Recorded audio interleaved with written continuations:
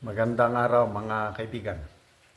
Pag-usapan natin ngayon ang iba't ibang ginagawa ni Speaker Martin Romualdez na kahit hindi naman related sa trabaho niya kasi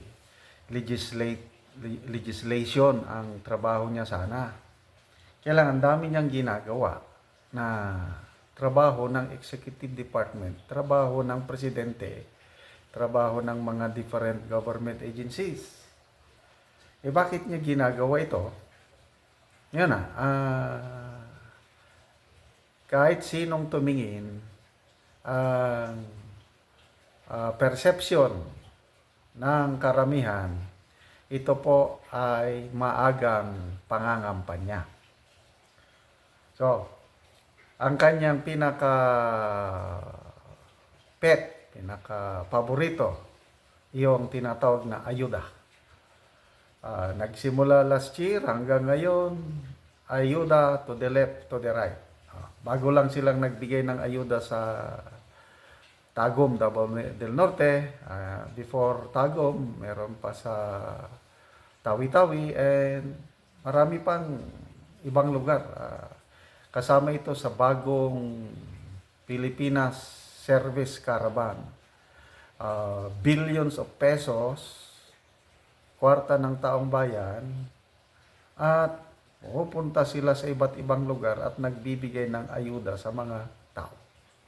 Wala namang masama yung pagbigay ng ayuda dahil kwarta ito ng taong bayan at mga tinutulungan nila ay mga mahirap. Kailang problema? Very clear, nahahaluan ito sa politika. Okay? Lang, ang nakakatawa nito, kahit ilang billions pa ang binibigay na ayuda, isuma total natin, yung ganansya, yung return of investment, yung ano niya sa politika, halos walang epekto.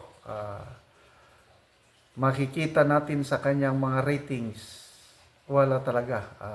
Presidential survey ratings, halos hindi pa siya maka 1%. So, very clear na hindi epektibo ang kanyang ayuda. So ngayon, ito, bagong pakulo, bagong gimmick, may ibang pamamaraan na ngayon na pagtulong. Again, no problem sa pagtulong. Itong ginagawa ng speaker, tulong siya ng tulong, napakaganda sana kung walang halong politika. Kahit hindi niya trabahong tumulong. Kasi House Speaker, dapat magpasa ng batas. Ngayon lang nangyari ito. 65 na ako, mula nung nagkaisip na ako, may ano na sa politika, walang Speaker of the House na gumagawa sa mga ginagawa ngayon ni Speaker Martin Romualdez. Yung kaliwat kanan na pagtulong, banggitin na lang natin mamaya yung nagiging jack of all trades na siya. Okay, so balik tayo sa isyo. Lumalabas na yung ayuda, wais na ang mga tao. Tanggapin nila. Kailangan nila ng bigas, kailangan nila ng cash, kailangan nila ng total. Pera man din nila yun, mga mahirap. Kailang, pagdating na sa mga surveys, kahit yung mga natutulungan, halos walang pumipili sa kanya. Kaya nga hindi pa siya maka 1%. Ito ngayon, another gimmick. Ano itong panibagong style ng pagkuha ng pabor o simpatya, pagmamahal ng taong bayan. Ito, sa Philippine Star na balita, House commits 10 billion in 2025 for pambansang pabahay. Ito na, mula sa pamimigay ng ayuda, may kasama pang concert, magiging housing SAR. Ah, pabahay program na ang bagong ah, proyekto ng Speaker of the House para makatulong sa mga mahirap. Okay. Admittedly, maraming mga Pilipino na walang bahay o nakikitira lang, kung may bahay man, sira-sira. So, in fairness, maganda naman itong nasimulan ng Administrasyong Marcos, yung pambansang pabahay.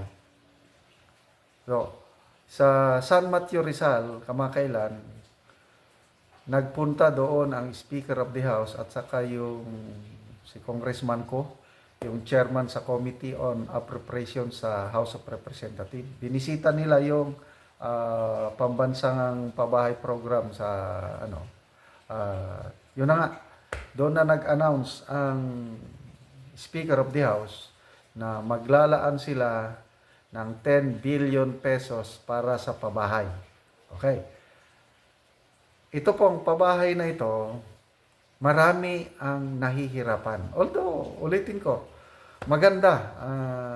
Kasi yung mga nandyan sa mga syudad o yung mga malalaking municipality, marami ang mga nagtatrabaho sa urban centers na walang bahay, nag-uupa. So ito, joint project ng national government and LGU, nagpapatay sila ng mga pabahay, kaya lang yung high-rise parang condominium.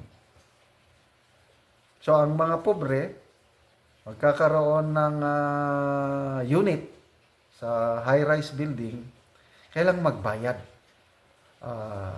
Correct me if I'm wrong, mga pinakamababang hulog o amortization ba yun? 4,000 pesos. I think this is 25 to 30 years na babayaran nila. So, marami ang umaangal. Marami ang natuwa kasi meron na silang tirahan. Katulad ito sa project noon ni former First Lady Imelda Marcos, yung mga BLIS projects o yung mga anong tawag noon dyan sa Metro Manila, may mga high-rise buildings na hanggang ngayon napapakinabangan pa. So, maganda ito noon nung panahon ni Marcos Sr. Kasi nandyan si First Lady Imelda Marcos na nangasiwa bilang governor ng Metro Manila. It was a success. Kaya ito ngayon gustong gayahin ng Marcos administration. Kaya lang, hirap na hirap yung mga tao sa yung interest o paghulog. Kaya yung 10 billion pesos na initial na i-allocate ng House of Representatives, pantulong sa mga tao sa panghulog nila, yung interest, support interest. Kaya ang problema nito is kakaunti ang Kasi ang target nila 6 million pabahay. Yung 6 years na panunungkulan ng Pangulo, every year is every year 1 million pabahay. So okay sana makamit nila ito kasi maraming natutulungan. Kaya lang, yun na nga ang problema, yung pambayad sa monthly amortization. Itong 10 billion, kakaunti ang matulungan nito. Kung magbigay naman lang ng ganyan, dapat lahat na beneficiaries is mabibigyan. Kaya lang sa ngayon, napakaliit yung 10 billion. Kaya baka mag-backfire na naman ito kay Speaker kasi maraming mainggit. So, good luck po sa ating Speaker of the House. Naulitin ko, walang masama sa pagtulong sa mga mahirap. Total pera nila yan. Kaya lang, wais na ngayon ang mga Pilipino. Tanggapin nila yung tulong nila yan. Kaya lang, hindi mo na sila madidiktahan kung sino ang bubutuhan nila.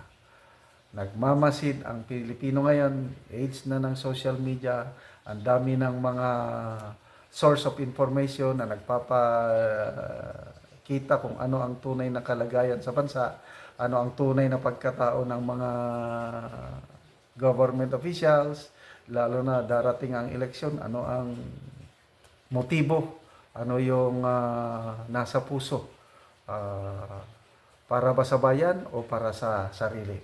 Kaya, good luck sa pabahay, ayuda ng Speaker of the House. Sana makatulong pa kayo ng maraming tao.